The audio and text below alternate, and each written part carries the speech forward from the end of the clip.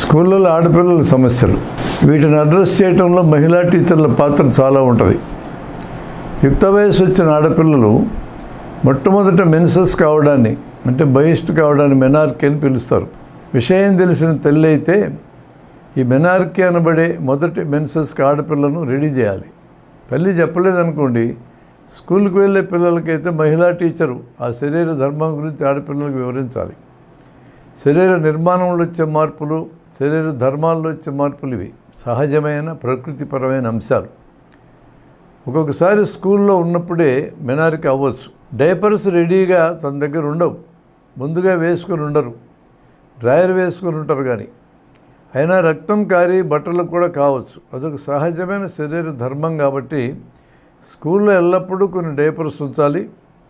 ఈ మధ్యకాలంలో ఆంధ్రప్రదేశ్ ప్రభుత్వం వారు ప్రతి స్కూల్కి, ఎదిగిన పిల్లలుండి ప్రతి స్కూల్కి డైపర్లు కట్టలు పంపించున్నారు. ఇది ఖచ్చితంగా చేయాల్సిన పని. అమ్మాయిని బాత్రూమ్కి వెళ్ళి డైపర్ మార్చుకోమని చెప్పి అవసరమైతే ఏదైనా సహాయం చేసి బట్టలకు మరకలు ఉంటే అక్కడే కడుక్కొని రమ్మని చెప్పాలి. అలా చేయకుండా మగపిల్లలతో పాటు ఆడపిల్లలు కూడా ఎగతాళిగా మాట్లాడడం, కిసుక్కునవ్వడం చేస్తారు.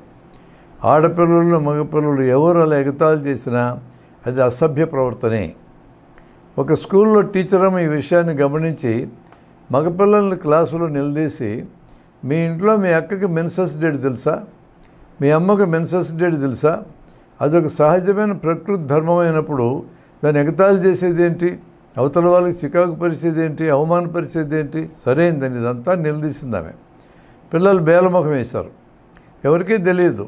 ప్రకృతి ధర్మమైనప్పుడు దాన్ని ఎగతాళి చేసేది ఏంటి, చేయకూడదు. అట్లా ఎగతాళంటే అక్కడ ఆగదు. పిల్లలు ఎవరైనా కుంటికాలతో నడిస్తే ఎగతాళి చేస్తారు, నల్లగా ఉంటే ఎగతాళి చేస్తారు. ఎవరైనా తప్పు చెప్తే, టీచర్ అడిగిన ప్రశ్నలకు జవాబులు కానీ తప్పు చెప్తే ఎగతాళి చేస్తారు. అసలు ఎగతాళి చేసేది ఏంటి? అసలు అందరూ కరెక్టే చేస్తారా?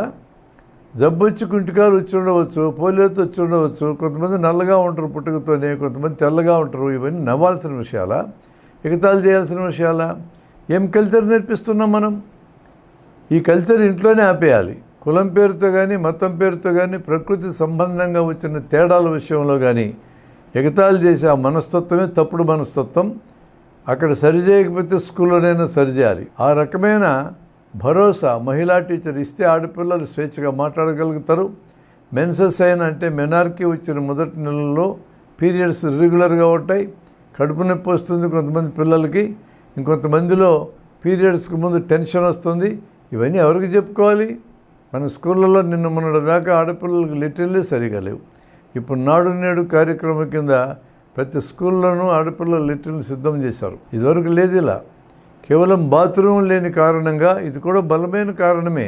తల్లిదండ్రులు తమ ఆడపిల్లల్ని మెన్సెస్ వస్తున్న పెద్ద పిల్లలుగా ఎదిగిన వాళ్ళని బడులకు పంపటం మానేసేవాళ్ళు. అది చిన్న విషయం కాదు, ఆడపిల్లల భవిష్యత్తుకు సంబంధించిన విషయం. 400-500 మంది విద్యార్థినులు ఆడపిల్లలు ఉన్న ఒక స్కూల్లో ఒకే ఒక్క లెట్రిన్ ఉంటే ఎలా ఉంటుందో మీరు ఊహించండి. ఆడపిల్లలు డ్రాప్అవుట్స్కి అదొక ప్రధానమైన కారణం. ఇప్పుడు ఆ స్కూల్లో 10 లెట్రిన్లు ఉన్నాయి. అందువల్ల మహిళా టీచర్లు ఆడపిల్లలకు అన్ని రకాలుగా తోడ్పడాలి. ఆ భరోసా టీచర్ల దగ్గర నుంచి రావాలి. వాళ్ళు ఎడ్యుకేట్ చేసేటప్పుడు ఆడపిల్లలనే కాకుండా మగపిల్లలను కూడా ఈ సమస్య గురించి ఎడ్యుకేట్ చేయాలి. ఆడపిల్లలు నిలదొక్కుకోవడం కోసం మగపిల్లలు సహకారం తీసుకోవాలి. మగపిల్లలను సరిగా పెంచడం చేతనైతే ఆడపిల్లల మీద లైంగిక వేధింపులు తగ్గిపోతాయి.